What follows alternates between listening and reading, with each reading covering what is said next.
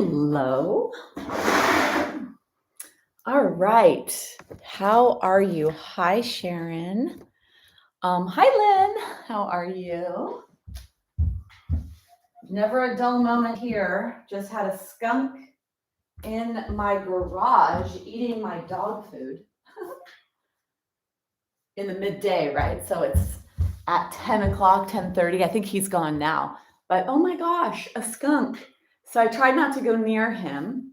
And of course, so I threw shoes at him, thinking, okay, he's going to leave if I throw shoes at him. No. He didn't leave with shoes thrown at him.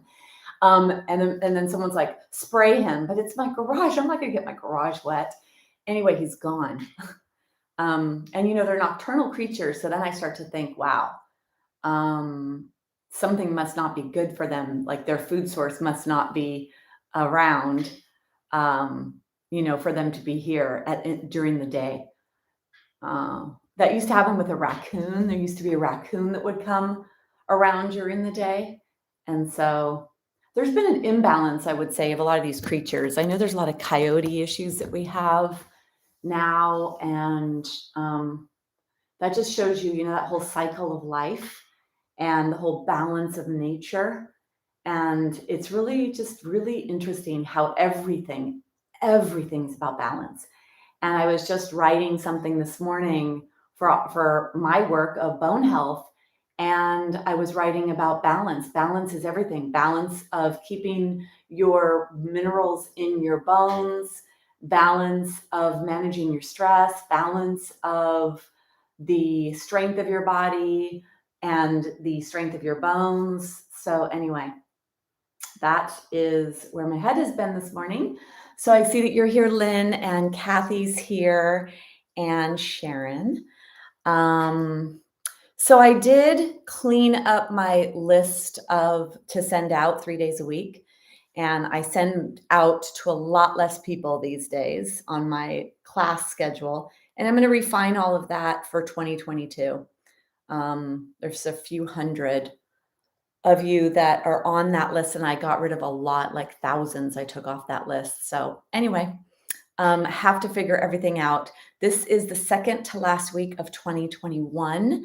And what that means is the last class for us will be on, what's today, the 7th? The 2nd, so it'll be the 9th. So December 9th will be the last YouTube osteoporosis class for 2021. And we'll be off for the holidays. There are recorded classes you could watch in the meantime. And who knows if I will send something else out. Maybe, we'll see. But I will be in a major creation mode for creating some new stuff for 2022. And so we'll see what happens. I think coming weekly, at least twice a week, if not more, is great for maintaining lots of aspects of bone health. And then I'm going to have other options as well. All right. So if you'd like to share anything with me, those of you that are here and can chat, if you'd like to ask me any questions before I go back over there, because I cannot see from over there. I think I'm going to keep my glasses on. I went to the doctor and I've got an ulcer in my eye, which is very interesting. And so I'm doing more research on what that means. What are the causes of that?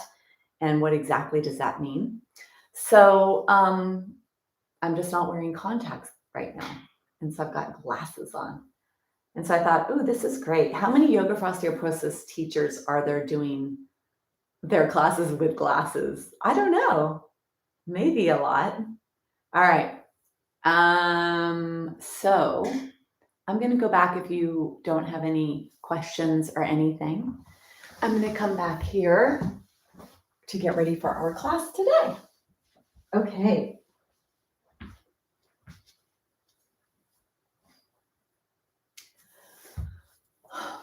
So for today's class, the intention for today's class is focusing on the word balance. And I'm going to bring that word up over and over during the class today. And even if I don't say the word, the practice that I have planned for us today is to balance our nervous system, to balance our breath, which will then in turn balance your biochemistry and your physiology, so your inside workings, which will then in turn balance bone remodeling and breakdown, which will also balance joints, the coordination and the alignment in the joints, which will also balance your body, the weight distribution of where you are in space.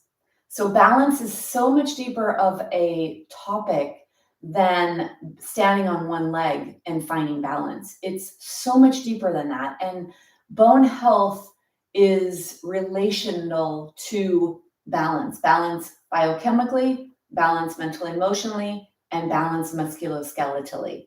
So in today's practice, I'll infuse little bits and pieces that will have an effect on all the three areas that contribute to bone density loss and or bone building. And for today's practice, I'd like you to have some props. The basics that you're going to need are a block and a strap and a blanket. And those are the basics that would be really good. And of course, even if you have none of those, don't worry about it. We'll try to figure out something, or you'll work around it, or you'll do something a little less, or whatever you need to do in order to modify for that. Then go ahead and put those props off to the side. I would like us to have a bolster or a chair to begin the practice, because I'm going to begin today by balancing the breath. And when we balance our breath, we balance both hemispheres of the brain. When we find balance internally, that will actually balance the nervous system, which will balance the endocrine system, which will balance cardiovascular system, which will balance, we're using the respiratory system to find balance. And so we're going to actually start with a breath. It's called alternate nostril breathing, and the Sanskrit term is nadi shodhana. And it's to balance, honestly, it's to balance energy, because the energy that comes up our body in yoga, we call it nadis. Then it comes through the nadis, which are the energy channels. And it terminates here in the nostrils, which are shodhana. And so nadi shodhana is to balance the energy when it's right here. And we use it, will imbalance the brain. So, mixing a little bit of the East and the West, and putting terminology to what it is we're actually doing. So we call it alternate nostril breath. And it's one of the areas we actually have control over breath. We have control of the diaphragm, control of the throat, and control of the nose. That's the areas that we have for breath, which is pranayama is the name of the practices that we practice. And there's different ones to manage those areas. We're going to use the nostrils for balance today. So I think that sitting elevated is a really nice way to begin this practice when you're doing that breath. So having the extra prop, it could be a blanket that you roll up. It could be a chair that you decide to sit on. So instead of being on the ground, if being in a chair is an easier position for you to begin in, you could begin that way. And then we're going to use a ball today, because when we stand up and we use balance, I want to really wake up the nerves and the feet for balance. So I'm going to use a tennis ball. If you have a ball, it could be anything. You could even go ahead and borrow your dog's toys. Dogs seem to have a lot of great balls. And if you don't have any of those, get a washcloth or something, or even socks that are in a ball, so you could put pressure on and create a little myofascial pressure in your feet. So go ahead and grab whatever you need now for the practice, so that when we begin, you'll have everything ready. So that's a block, a strap, a blanket, a bolster or a chair to sit on, and a ball or socks or a washcloth.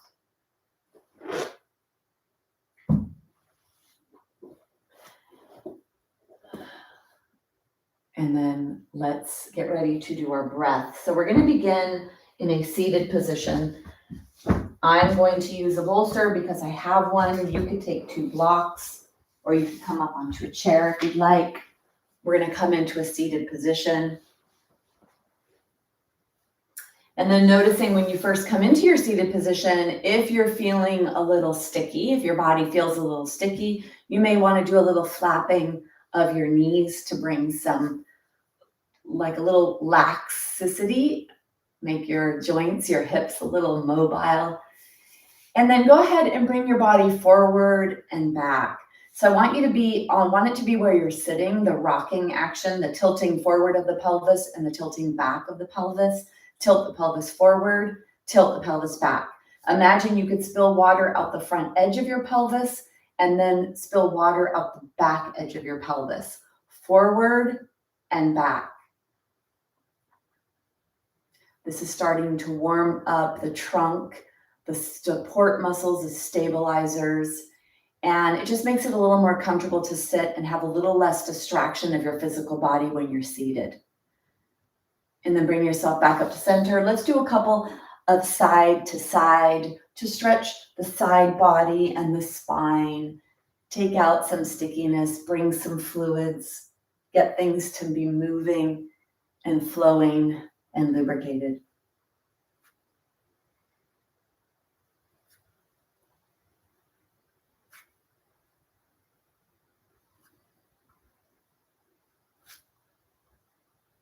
And then bring yourself back to center. Let's do a little rotation. Take your hands here, crossing over your chest.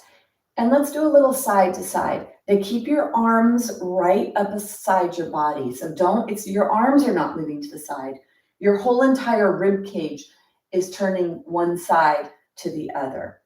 And so it's not about how far you go, and it's not about moving your arms away from your body. Push your arms up against your body and move yourself side to side.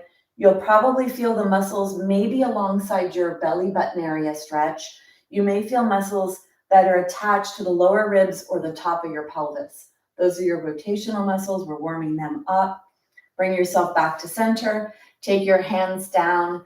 Keep your teeth together. Exhale. Inhale, let your chin go up towards the sky. Really let the chin lead the way. Exhale, chin to chest. Only the head and neck are moving. Do not round your spine.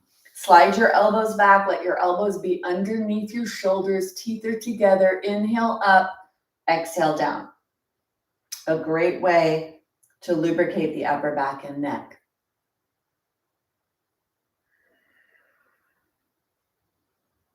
Go slow.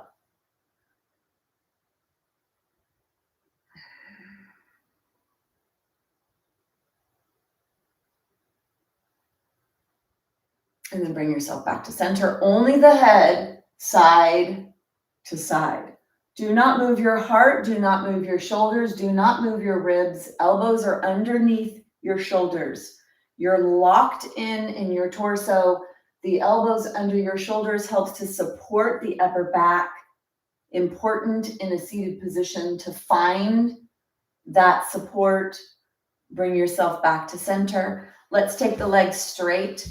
Shake, shake, shake your legs. Let's bring the arms. Let's inhale, open. Feel the shoulder blades sliding towards each other. Feel the back of the body like a pinching action as the shoulder blades come closer to each other. Exhale to bring your arms forward. Inhale to open, to breathe. Exhale. And then let's spread our legs here a little wide because that'll actually help to stretch the inner thighs when we're doing this. Inhale, open. Exhale. Inhale, open up your throat, look forward, look across the room, maybe where the wall and the ceiling meet. And then bring your arms open. Bring your legs together so the soles of the feet are touching. Bring your arms together. Push your arms back, push your hands back. Bring your elbows up to be shoulder height if your shoulders will let you. If they don't, that's okay. Be down here. And then let's move the arms. Inhale, hands come up. Exhale, elbows to your waist. Inhale and exhale. Inhale, exhale. One more. Now, if your knees don't like to bend, you could sit like this, even maybe moving your feet a little farther away from you. And if your knees are okay with bending, come into a crisscross leg position. Let's take the hands, clasp the hands behind the head. Inhale, open, and then exhale, keep your head where it is. Bring your elbows towards each other. Only the chin goes down towards the chest. You do not round your thoracic spine. Do not round the spine that the ribs are attached to, the spine behind your heart. This is only your head and neck. Inhale to open. Exhale, chin to chest. Stretching the upper back and neck to support yourself in the seated breath work we're going to do, which is alternate nostril breathing, Nadi Shodhana.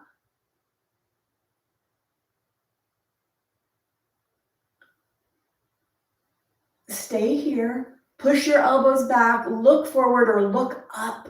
Let your hands help to lift your head. Feel the stretch wherever you feel the stretch. Take one more breath. And then go ahead and bring your hands down. Bring your hands on your thighs. Shoulders are forward. They're up, they're back, and they're down. Forward, up, back, and down. And forward, up, back, and down.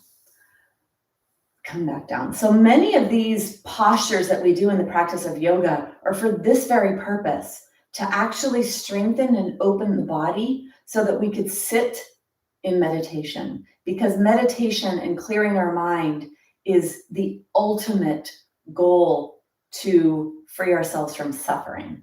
So the real aspect of yoga is for the mind. And we do these physical asanas to actually get ourselves to be able to sit here to practice the breath. So we're going to do the breath, alternate nostril breath.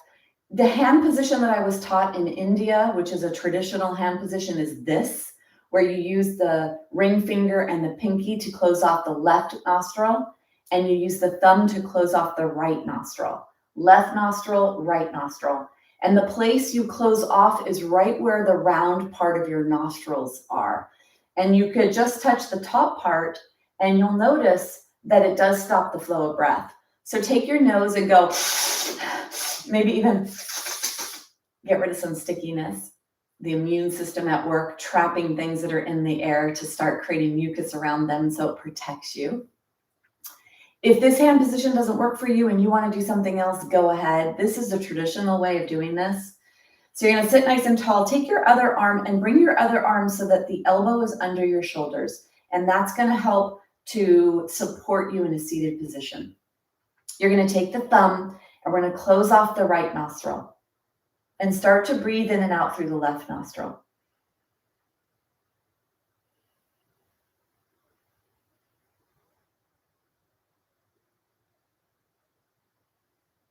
Now I'm going to guide you through this. And I'm going to guide you through breathing in completely in one nostril and out that nostril. So in and out of one side, then in and out of the other. We're going to go back and forth between one and the other. I'll count on a count of 4 for each side. You don't have to do anything, just follow along. And then when I let you go, you could, if you'd like, inhale for 4, exhale for 4, closing off one side and doing one side and then the other. And there is a pattern. We always start, or I've been taught most of the time, maybe even all the time, starting with the left nostril with the inhale, closing off the left nostril, exhaling right, inhaling right, closing right, exhaling left. That would be considered one round. So I'll guide you through it. Don't worry.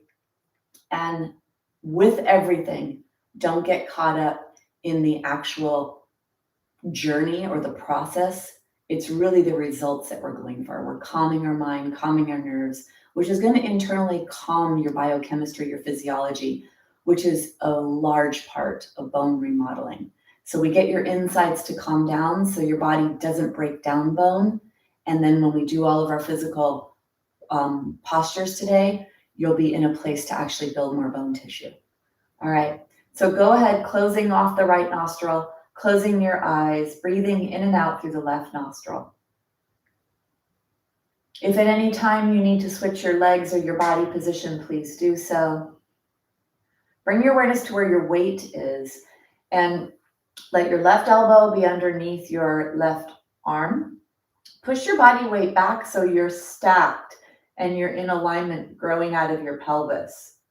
Your head is on top of your torso is on top of your pelvis. Your pelvis is supported by whatever it's supported by. Balance in the seated position. And let's begin. Take a big exhale through the left nostril. Now we'll begin. Inhale, left nostril, 2, 3, 4. Close left nostril, exhale, right nostril, 2, 3, 4. Inhale, right nostril, 2, 3, 4. Close the right nostril, exhale, left nostril, 2, 3, 4. Inhale, left, 2, 3, 4. Close. Exhale, right, 2, 3, 4. Inhale, right, 2, 3, 4. Close right, exhale, left, 2, 3, 4. Inhale, left, 2, 3, 4. Close left, exhale, right, 2, 3, 4. Inhale, right, 2, 3, 4. Close right, exhale, left, 2, 3, 4. Inhale, left, 2, 3, 4. Close, exhale, right, 2, 3, 4. Inhale, right, 2, 3, 4. Exhale, right, 2. Exhale left, sorry, 2, 3, 4. Inhale, left, 2, 3, 4. Close left, exhale, right, 2, 3, 4. Inhale, right, 2, 3, 4. Exhale, right, 2, 3, 4. Inhale, left, 2, 3, 4. Close left, exhale, right, 2, 3, 4. Inhale, right, 2, 3, 4. Close right, exhale, left, 2, 3, 4. Inhale, left, 2, 3, 4. Close left, exhale, right, 2, 3, 4. Inhale, right, 2, 3, 4. Close right, exhale, left, 2, 3, 4. Continue on your own.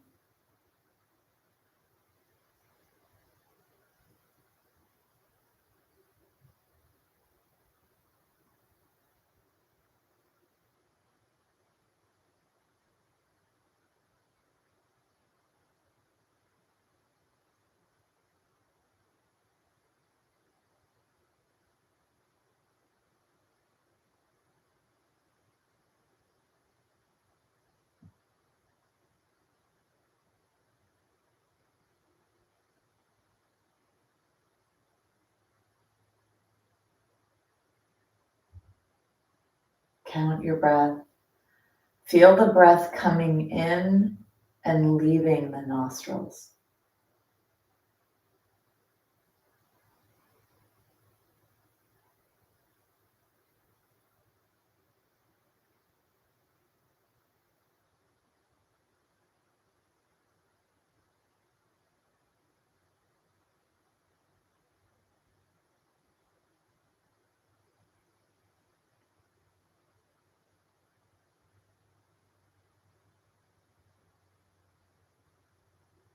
Finish this round, meaning the exhale out the left is finishing the round.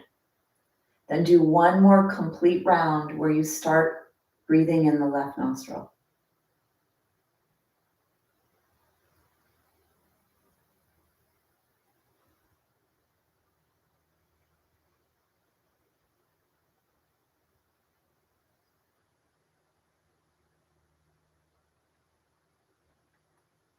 When you finish, keep your eyes closed.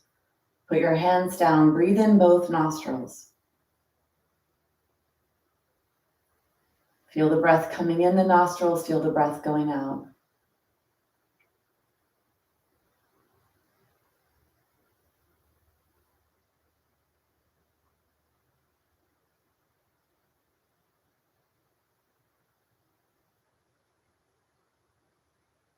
Bring your hands together. Rub your hands together.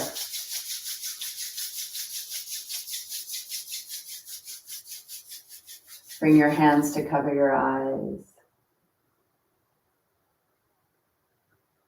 Gently blink your eyes open. Bring your hands down. And then notice how you feel. And usually there's a sense of calm that you're able to feel. This breath can have a really lovely effect on the nervous system, calming the nerves, which will in turn calm your breath, calm your circulatory system, which will also allow your internal body to turn on the healing or turn into the healing zone. So I know I got a little off there on one of my breaths, and just to show you that that happens, and when that happens, to go right back, because there is that distractibility of the mind, and I happened to be distracted with a sound and forgot where I was, yet just getting right back and going back to wherever you are, not getting caught up in, oh, I messed up and I forgot this or I forgot that.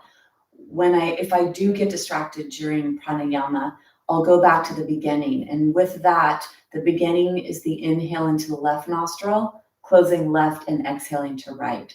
So whatever it is you do, all breath is good. All yoga is good. Anything you do, and not to get too caught up in what you think it should or shouldn't be. So let's take our bolster or whatever it is we were sitting on off to the side. Let's bring the blood back into the body. So come onto all fours. For most of us, our joints were bent, the knee and the leg. Come onto all fours and take one leg at a time back. Flip the toes under. Bring the flow, the fluids back into legs. If you'd like, you could shake your leg.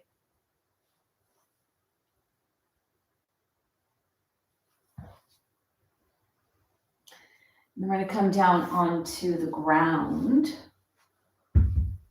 Have your block and your strap nearby.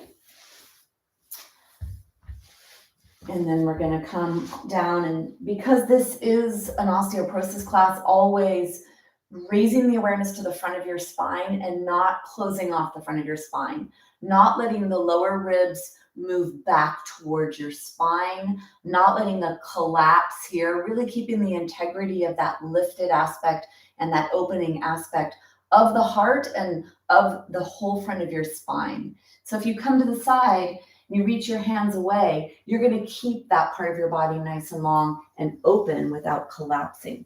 Bring yourself all the way down onto the ground, and then put the blanket behind your head. Keep your knees bent, feet are flat. Bring your hands onto your belly. Let's arrive here. Let's bring our mental energy into a balanced state right here. First of all, I'd like you to bring your awareness to your feet, to the left foot, and feel the weight that's on the sole of the left foot. Notice where the weight is. Notice where the weight isn't on your left foot. And just noticing. So noticing the balance of weight distribution on the sole of your feet in this position. Notice if the toes are touching the pinky toe edge, the inner outer heel, and the top of the toes. And then the top of the foot, the widest part of the foot. And then bring your awareness over to your right foot, the sole of the foot. Where do you feel the pressure and the support of the foot on the ground? Inner heel, outer heel, pinky toe edge, pinky toe, second toe, any of the toes, the top of the foot.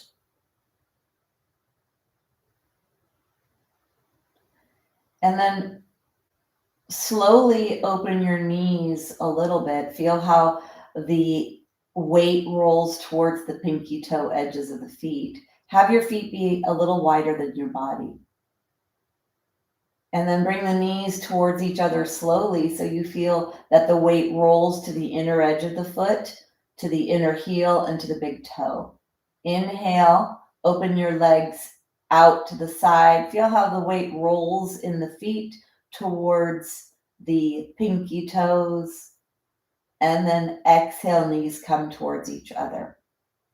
So this is actually a hip joint movement, internal and external hip joint rotation. And it actually affects the distribution of weight in the joints below, so the knee, the ankle, and the joints of the feet, and above, the pelvis, the spine, the shoulders, the head. So it's important, this middle part of your body, the hips, are nice and open and free and flowing, because they're going to be communicating when it comes to balance. Where are you in space? Bring your knees back so the kneecaps are pointing straight up towards the sky. And then notice if the weight is distributed evenly in your feet. Push your toes into the floor. Push your pinky toe edges into the floor. Feel how that activates the muscles of the glutes and the back of the legs. And then soften that action. Bring your awareness now to the next place of support, which is the pelvis. The sacrum, tailbone embedded in the pelvis. Feel the weight in the middle of the buttocks. Lumbar spine is the next set of joints not touching the ground. The part of you that is the thoracic spine. Notice how much pressure you feel right behind the belly button. Now, for those of you that have, I'm going to say the words poor posture. So if you have rounding in your spine, then you may have adhesions or stickiness that's keeping you in that position. And so you're going to have this tendency towards flexion or forward bending in your spine. And you'll feel a lot of pressure back by the lower ribs as that postural position is being held in your body. So can you bring your awareness to your shoulder blades? Press your shoulder blades into the ground. Press your heart into the ground. And see how that lifts away the pressure of the lower rib cage at the back of the floor. And this is actually gently opening, rebalancing the spine in the way that we want those joints to be aligned. Push your shoulder blades into the ground. Push your heart up. Bring your awareness to the center of your head and push the center of your head into the floor strongly. See if you could feel that translate all the way down your spine to your sacral area and tailbone area. So that's the communication of balance in the body. And we want this nice, upright, stabilized joint position, joint coordination, so that we stay balanced. And this is for fall prevention, because what breaks our bones is when we fall. It's not because they're weak. They don't just spontaneously combust. They break because we fall and we pull on them too hard. And the weaker your bones are, not necessarily the less dense your bones are, the weaker and poorer quality your bones are, the easier they are to fracture.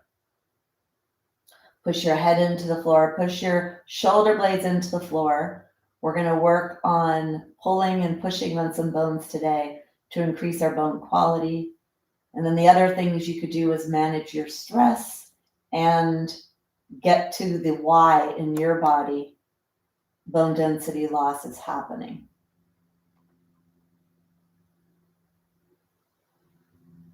Let's soften and let your body go back to wherever it's going to go back to. Walk your feet closer together. Draw the left leg in. Let's inhale to unbend, exhale to bend. Inhale to unbend, exhale to bend. Inhale, exhale. Last one, inhale to unbend. Stay here. If you could keep your legs straight, really work towards that. Inhale to point, exhale to flex. Inhale to point, exhale to flex. You're not just doing a little point and a little flex. You're doing the biggest flex and the biggest point you could do, feeling the stretch on the front of the foot, feeling the stretch on the back of the leg. and then bring yourself into a circle making foot. So really big, big, big circle. So you're stretching the heck out of your ankle joint, starting to lubricate the joints, starting to stretch the tissue that balance and communication travels in from your feet to your brain. Let's go the opposite direction. Maybe you'll hear some cracking or popping. As long as it feels okay and doesn't hurt, that's okay. And then go ahead and bend that knee. Let's draw the other leg in. Hold on behind the thigh. Exhale. Inhale to unbend. Exhale to bend. Go slow. You want to slowly and strongly move through the biggest and most full range of motion that your body will allow, whether that's the joint's ability to move or the muscles' ability to lengthen.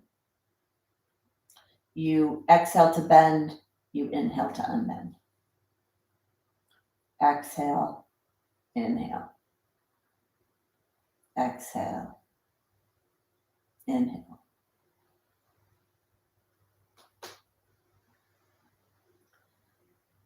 You inhale to unbend, stay here. Exhale, inhale to point, exhale to flex. Again, trying to keep that knee as straight as you can. So even this, as simple as it may look, you're trying to go to the end ranges of motion and bring in the most stretch you can. Matching breath with movement. Inhale, exhale, inhale, exhale. One more. Then you're going to go into the biggest circle pattern you can do with your foot. Big circle.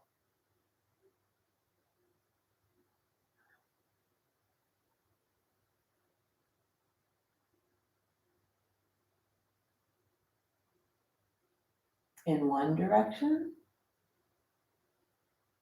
and then in the other direction.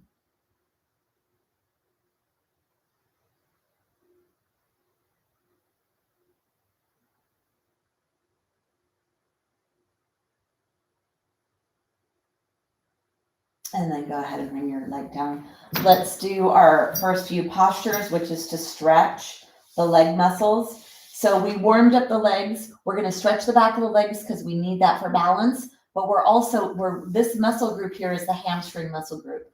And it attaches behind the knee joint onto the lower leg bone, and it attaches onto the edge of the pelvis. So we really want to pull on where it's attached to the pelvis, because that's going to create stimulation, bone building stimulation in the pelvis. And in order for that to happen, you need to have the knee straight. That's the most important, is to have that knee straight so that you're pulling on your pelvis here. So we're going to take the strap, bring the right foot in, and put the strap on the right foot, right in the center of the arch. And then you're going to take your hands and slide your hands down and wrap your hands around. And then this part here that we're doing, wrapping your hands around, is going to actually work on some hand strength, which is grip strength, which is related to fracture risk. So we want to make sure we're working on that as well. You're going to pull your leg down to deeply root it in the socket. Try to have it right above your pelvis if you can. If it's really hard for you, you have a lot of tightness in your body, keep the left leg bent, and that'll give you a little bit more range of motion here. Otherwise, you could take the left leg straight if that's available to you. That'll help to keep your pelvis a little stable. But if it's not okay for you, don't do it. Pull the strap down, firm up the leg muscles, push the leg away from you, and then pull the leg towards the wall behind you. So create as much of a stretch as you can behind the right leg and feel where the pelvis is, where your legs attach to your body. See if you could feel there. Pull down, pull back, and push away at the same time with the muscles. Really active here for 30 seconds.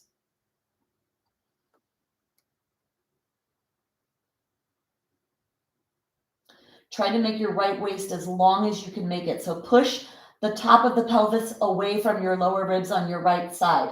Push your leg away from you.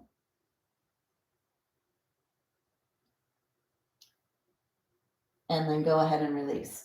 We're going to come into lengthening out to the side to stretch the inner thigh. Now this muscle group attaches onto the inner knee and onto the inner pelvis, a different place of the pelvis. So take your strap in your right hand, slide your hand down, wrap your hand around the strap. Keep the leg pretty high, hopefully like right around hip height. And then if you're a little tight, you may need to be a little bit away from you. But if you are tight, bend your left leg. Don't have your left leg straight, because I'd like you to get as close to right, coming right straight above you as you can. And then let's lengthen out to the side. Don't let the leg go forward. Let it only go to the side. Once it starts to want to go towards the foot part of your mat, then you would stop going out to the side. Push into the arch part of the strap. Activate that leg. Push the left foot or leg into the floor, depending on whether your knee is bent or not. And then draw that leg up towards the wall behind you. Push into the arch. Really stretch the heck out of the inner thigh on the left side. On the right side. Deep breaths. Take one more breath. And then go ahead. You could bend the leg, bring it back up if you'd like. Take the strap all the way off, bend both knees, and then draw the left leg in. So working on functionality of joints to get them to bend, not just going to transfer the strap. I want you to slow down your moves, find where you have stickiness, tightness issues, whatever that is, and then work to help to balance your body, right side, left side. Try and work on reducing the asymmetry that exists in almost all of our bodies. Let's take the strap in the left hand, slide your hand down, wrap your hand around, pull the leg down, deeply root it in the socket. Nice long waist on the left side. If you can keep that left leg straight and you want to go ahead and straighten the right leg, do that. Go slow. Don't just throw your bag of bones around. Do it with intention so you can notice what you notice. Pull your strap down and now push your leg away with the muscles as you draw the leg towards the wall behind you.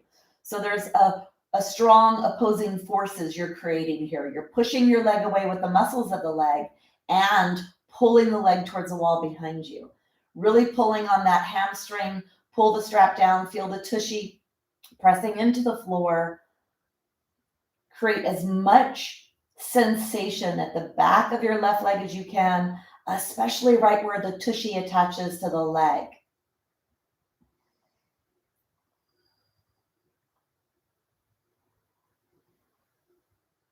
Deep breaths.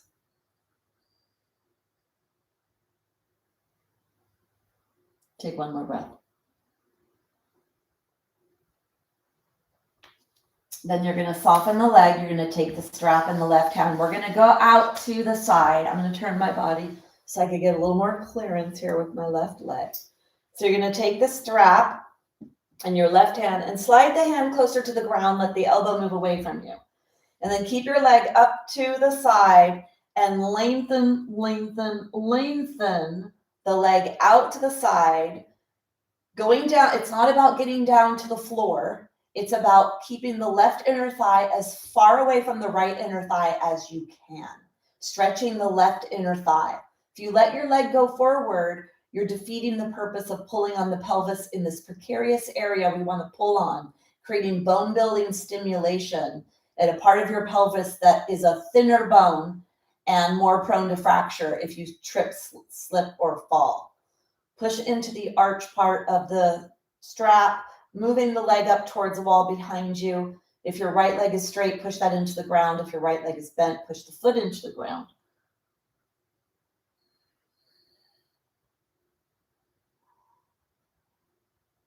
Nice long left waist. Take one more breath. And then bending the knee or bringing it straight back up to center. Take the strap off to the side. Let's strengthen the back of our body in the bridge posture. These are posture muscles and balance muscles. The spine, so we want to strengthen the back of the body. Take the block between your knees and take the blanket away from the back of your head. Lift your head up, tuck your chin towards your chest, and then lengthen the back of your neck as you put your head back down. The hands go down alongside your body. The block is between your knees. Walk your feet as close as you could get them to your body. And then squeeze the block, squeeze your tushy, and tilt your pelvis backwards so you press the low back into the ground. Lengthen the back of your neck, and then slide the sides of your arms underneath you, getting narrower across the top of your body, sliding your shoulder blades closer to the center by the spine.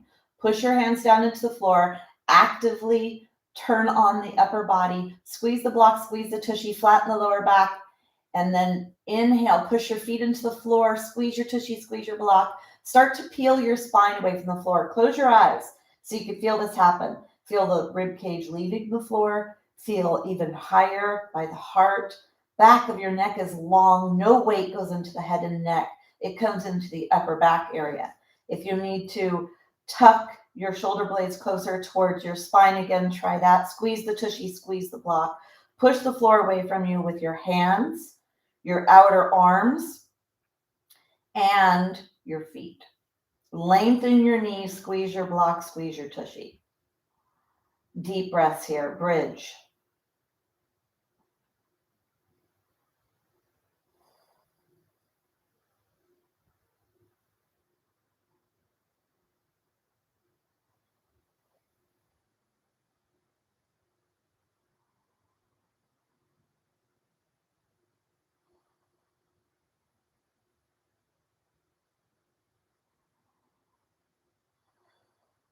Take one more breath.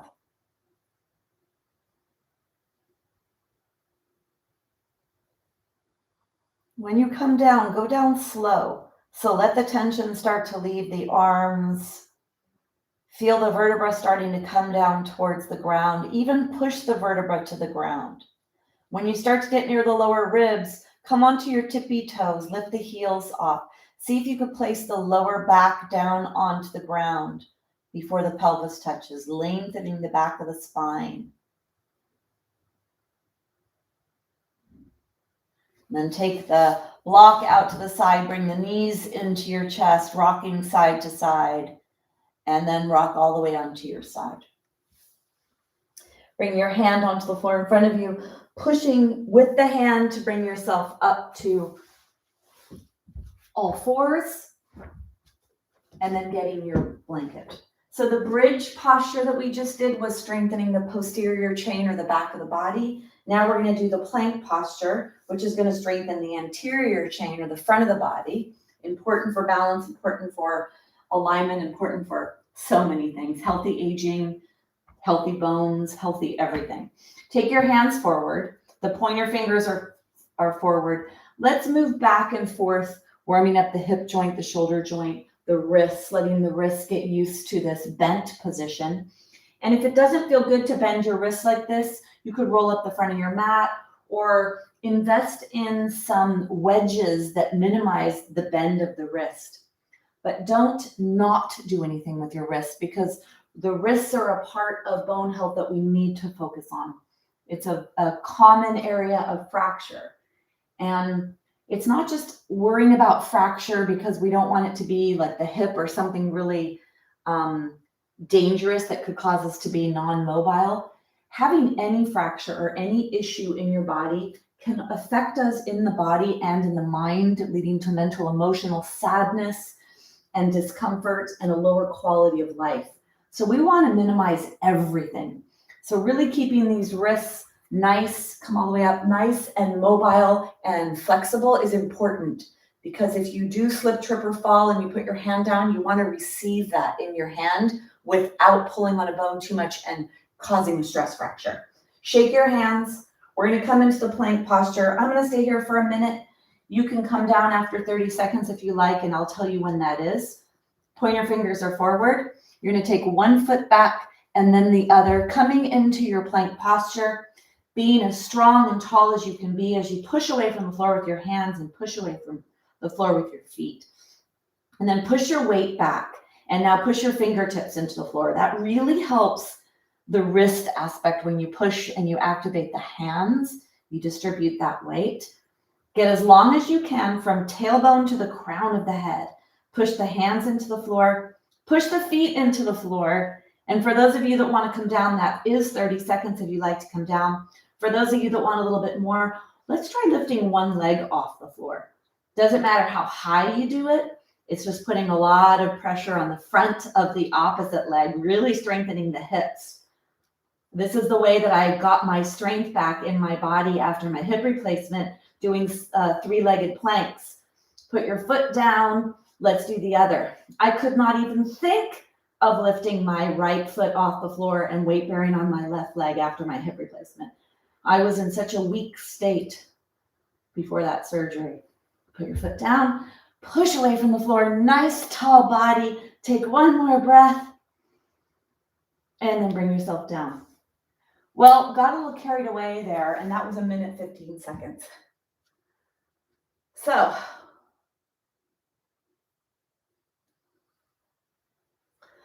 noticing the accelerated heart rate, all the muscles that were used, I'm going to take moments to balance my breath. I'm going to sit here in the hero's posture. You sit in whatever is good for you. This is heroes. If you want to have a support of a block to elevate your pelvis, you could do that. We're going to close our eyes. We're going to bring ourselves to a balanced breath. Closing the eyes, hands are on the thighs. Bring your awareness to your heart. Feel your heart beating. And breathe down to your pelvis. Breathe in and out through the nose. Closing the mouth.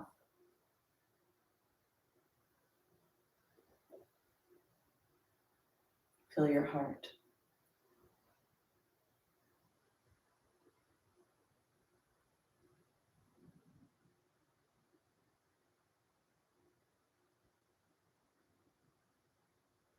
Our heart accelerates when there's a demand for more oxygen, or when the blood pH is not in the range it needs to be, when the blood cannot clear carbon dioxide out of the body, which is toxic.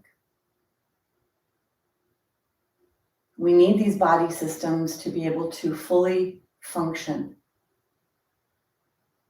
and be able to find the balance that they seek, because the body is always trying to find homeostasis.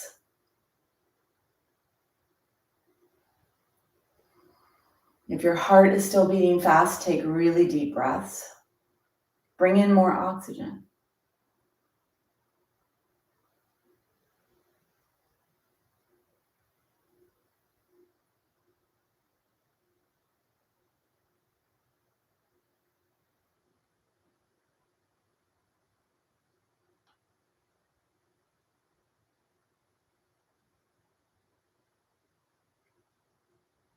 Bring your awareness to your eyes and blink your eyes open. So the guidebook for yoga has the words stira and sukha, effort and ease. And the practice is meant to be the balance between effort and ease. And what we just did with 1 minute, 15-second plank, adding the challenge of lifting one leg off, creating all of that effort in the body and all the muscles and all the aspects that were a part of that, and then coming to the place of ease to bring everything back. That's balance. And that is one of the amazing lessons in the practice of yoga. Let's go ahead, come on to your knees, shins. So now you're a little higher, your heart is here, and the blood needs to be pumped up to the head. So when it comes to balance, part of balance is to not move through too quickly through life and to give your body a chance to calibrate. So when you're on the ground, your blood is in one area, then you go to the next level, your heart has to pump the blood into the vessels to get it into your brain so that you don't get dizzy and see stars. So here we are here. Let's bring a leg forward. Take your back foot, flip your back foot under, bring your hands onto your thighs and bring yourself forward and bring yourself all the way up to standing. You're going to clear your space, so take a little wider stance. Push your tushy back, bending your hips, not your spine, to reach down to clear your space. The blanket and strap, not needed right now. We're going to use a chair if you need one, a wall if you need one. So go ahead and get those things if you need them. Chair or a wall if balance is an issue for you. A tennis ball or a socks that are rolled up or a washcloth, something to create pressure in your foot. And then you're going to put the ball on the ground and just come here into mountain posture. So we're going to do what's called Tadasana Mountain. This is the posture of alignment. It is nice actually to take your socks off if you have them on. And I'd like you to practice something if you don't do this already. Every day working on balance, every day working on posture, and every day working on alignment. Let's see if you are going to take off your socks, if you could take them off without needing something to support you. So you bring your leg across, you can let your leg rest on the other leg, reach down and take your sock off without bending your spine. I'm not bending my spine, I'm bending my hip. And then try the other side. Bending at the hip joint to come forward. Maybe you need, this is my left leg that I'm balancing on now, which is my hip replacement leg. So definitely a little bit more challenging to get the nerves and everything to communicate. It does communicate, but it's very interesting to have a ball that's made out of ceramic inside of plastic attached to metal that you're trying to get it to figure out, okay, where are you? Where are you? It's interesting. All right, so let's find the mountain pose Tadasana. The toes are pointing forward. Big toes are closer than the heels. Take your hands down alongside your body. Go forward to feel your feet gripping the floor. Go backwards to feel the heels and even the back of the body. Forward and backwards. Palms are facing forward. Forward to your toes, back to your heels. Over to the right, over to the left. And feel in your body, right side activates. Over to the left side activates. Go back and forth, forward and back. That's a nice thing to do to kind of bring everything online and for you yourself to feel weight distribution, to actually be cognizant of what's happening and not just letting the subconscious part of you that usually balances you all day long. So find center. Let's do Tadasana Mountain. Fingertips are reaching down, palms are forward, hands are alongside your body. 30-second hold here in your Tadasana. Push your feet down. Ankles are over feet, knees are over ankles, hips are over knees, pelvis, point your tailbone down. Spine is nice and long, really pull that length in your spine. Arms are alongside your body. Chest is open, heart is open. Lower ribs are not pushing back towards your back body. And then the back of your neck is nice and long. The sides of your neck is nice and long. Your chin is parallel to the ground. And then if you're feeling really strong here, minimize your gaze or close your eyes. So only close your eyes if you have pretty strong balance, because the eyes are a part of balance. The eyes, the ears, the proprioceptive nervous system, those are all aspects of balance.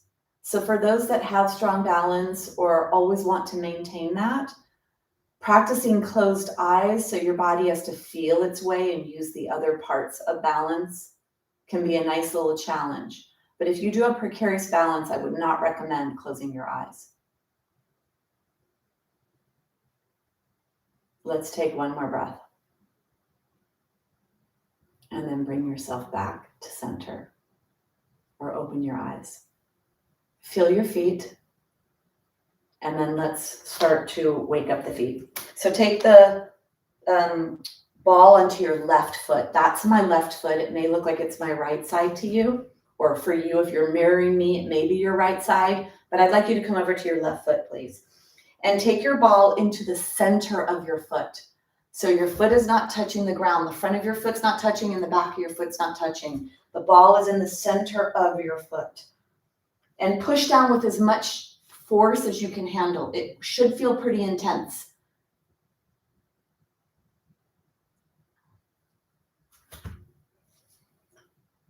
And then I want you to go into your arch. So I want you to take your foot and I want it to actually tip so that you're in the arch. Some of you have a bigger arch than others, and I want you to go on the inside arc of the arch.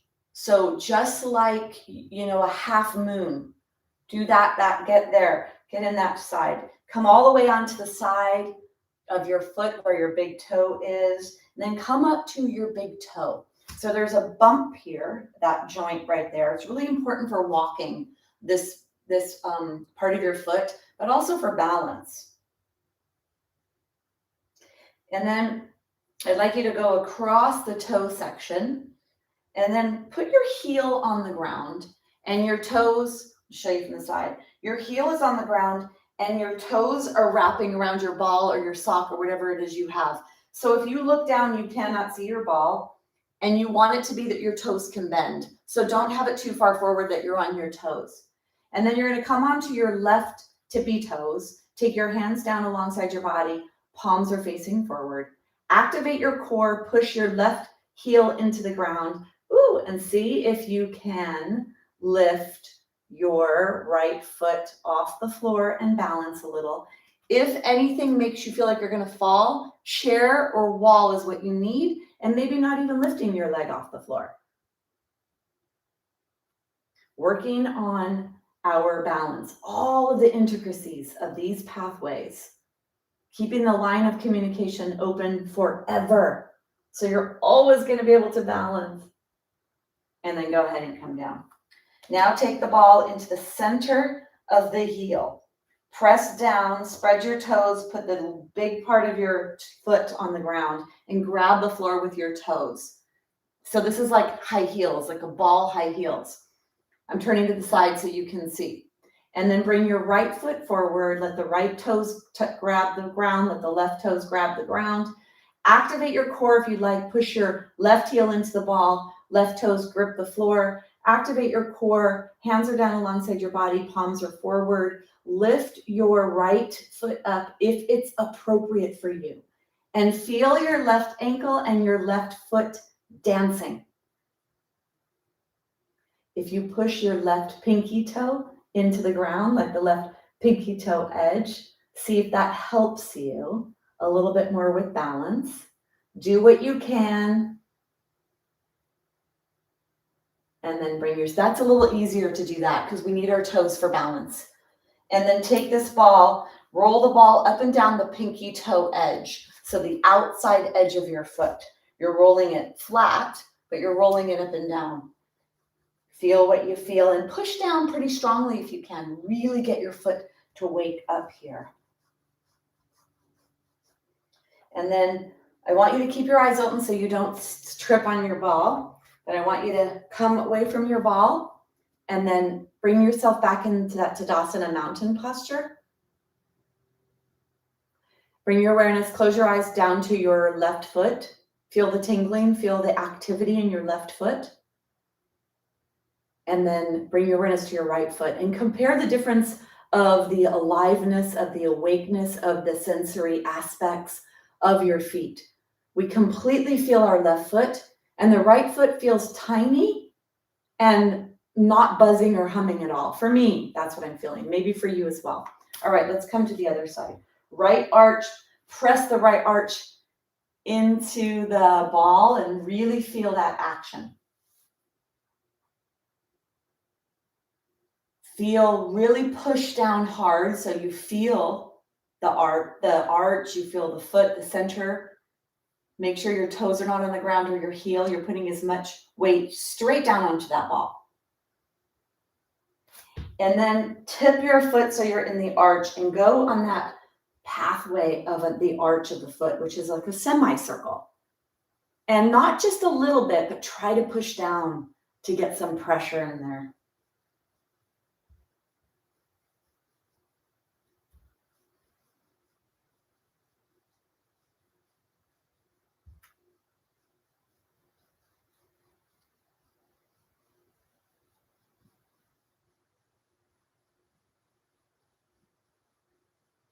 Then you're going to come to the top of your foot. You're going to put your heel into the ground. You're going to wrap your toes around strongly. So if you look down, you'll see white parts of your foot because you're pushing so strongly into the ball. You're moving the stuff that's in the capillary beds and the is it interstitial tissue, I believe it's called, the tissue that's outside of the cells, that's in between the outside the circulatory system, where the blood goes through and stuff comes out and stuff goes in. It's where that exchange takes place of the delivery of the vitamins and nutrients that you need, and let me take all the waste products back into the system so your pathways of detoxification can manage them and eliminate them. And then you're going to try to see, can you balance here on your heel? Grab the ball with the toes, lift the left leg up, activate the core, hands are down alongside your body. Notice if this side's a little easier than the other side. Do you feel that it's a little bit easier?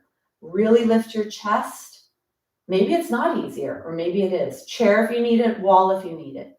Take one more breath. And then bring yourself down. Coming to the heel, this is where the plantar fascia starts. For plantar fasciitis, this is good to help soften up that part of your foot. Spread your toes, put your toes down like you have a ball for a high heel, a ball heel. Bring your left toes forward, hands down alongside your body. Lift your leg if you can. Notice one side versus the other. Unstable footing here, so to speak, as your heel, or unstable healing as your heel is pressing into the ball and it needs to waver back and forth. So really getting those balance nerves on line. Grab the floor with the toes, take one more breath, and then bring yourself down. Go up and down your foot, and especially on the pinky toe edge.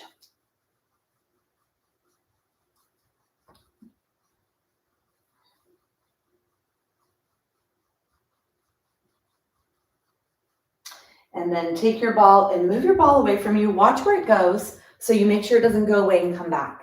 Because I'd like you to come into your Tadasana posture. The toes are forward. Bring your awareness down to your feet. Feel the feet, feel the action in both of them. Let's push yourself over to the left side. Come onto the right tippy toes. Take the right knee out to the side. Bring the right foot up in between the left foot and the left ankle. Look straight ahead at something that does not move. And if you want to bring your hands a little higher, this is tree pose, one of the most ancient postures in the practice of yoga. And I believe one of the most valuable for keeping our bones strong, our balance strong, our joint coordination and alignment intact. I call it vitamin T, tree pose. And I think you should take 3 doses a day like you would certain vitamins or minerals. One more breath. Bring your knee forward. Find your Tadasana again. Put your legs back down into your aligned position. If you'd like to look down, you can. Push your body over to the right side. Come onto the right tippy toes. Knee out to the side and bring the foot up in between the ankle and the knee. Hands are down or hands come up alongside your body. Whatever you'd like. Lift your heart. Nice, tall spine.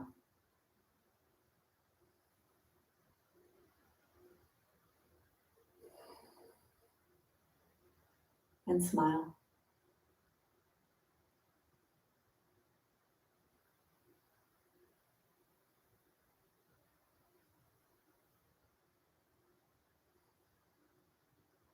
Take one more breath. Bringing yourself down. Shake your limbs. So that's all that we're going to do today. And everything we do builds upon everything else. Maybe you noticed in that tree posture today that it was a little more stable for you after you did all that ball work and the other work of strengthening aspects of what is important when it comes to balance. So we're going to come down, we'll do our last and final posture, the integration of all of this. So really letting everything seep in on a very deep level. We're going to come down into the ground and do our Shavasana. So for that, you're going to need a blanket or whatever else you want. I'm actually going to do a bolster and a blanket for my Shavasana today.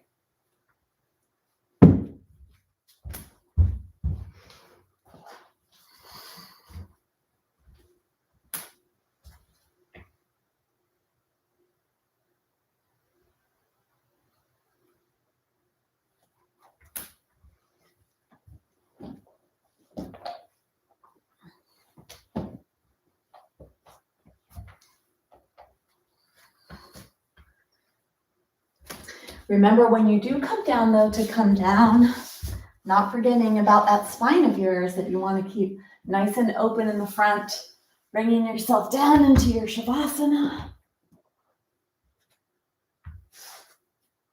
And then allow the integration to take place.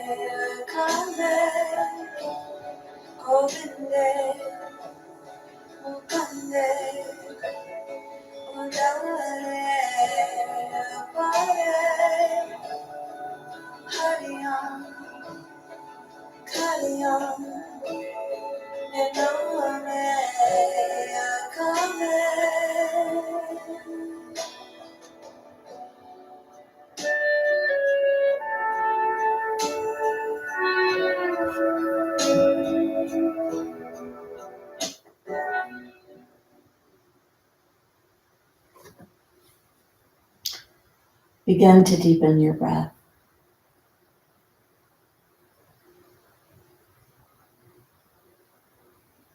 Bring your awareness to your fingers, to your toes as you begin to move, wiggle.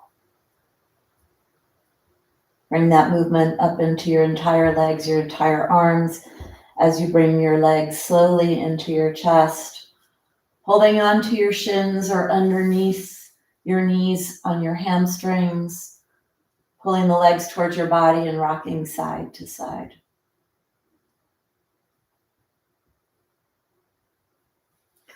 Bring yourself onto your side.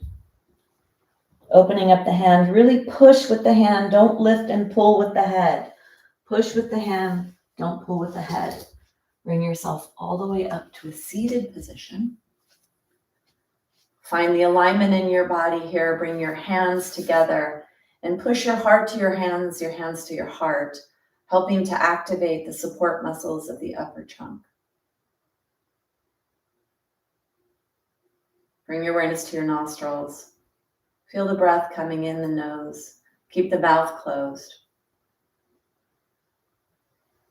We're going to close with sound. Let's do the Om sound today, which is the vowel sounds of ah, o, It's the vowels that we make when we go from an open mouth to a closed mouth.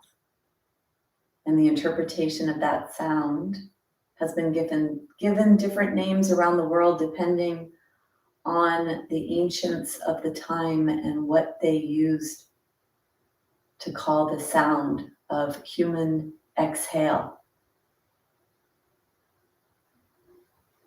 Let's take a big exhale and make a lot of space for your inhale. Big inhale.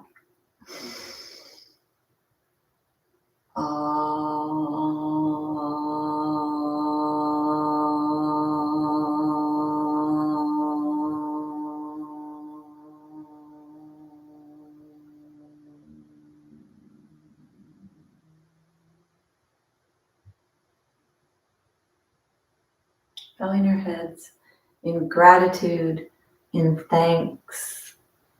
Namaste.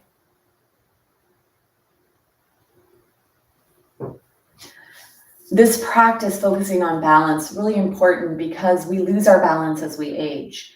And recently, I tried standing on one leg, and I don't even know what the circumstances were, but I know that I actually felt weak and had a hard time standing on that leg.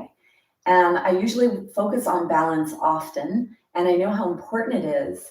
So that was an awareness piece for me that I need to add a little bit more balance practice into my life on a daily basis. More of my single leg balance, my vitamin T tree pose that I take 3 times a day. And so we are always works in progress. And aging has the aspect of breaking down things. And so we always need to be very aware of what can we build up, what can we improve upon. And I'd like to say that balance is a very big aspect to focus on as we age for all of us, and especially if we do have bone density issues. So practice every day. All right, that is true. That is true that I just stood on one leg and I was actually appalled at the fact that I was almost falling out of it. And there could have been so many factors why that was happening for me that I was like, whoa, I got to get back to balance. And I used to teach a balance class every week where I really focused on balance. And it was like this, where I focused on balance. So I wanted to do that today. We got to 7 poses, which, is kind of sometimes the lower end of a number of postures, yet there was a lot of other great stuff that happened. So try to get a tennis ball and try to stand on a tennis ball often, and especially if you feel like your balance is wavering. All right. Thank you so much for joining me. I'll see those of you that I see on Saturday. I'll see the rest of you maybe next week in the Yoga for Osteoporosis, and have a beautiful weekend. Great. Thank you.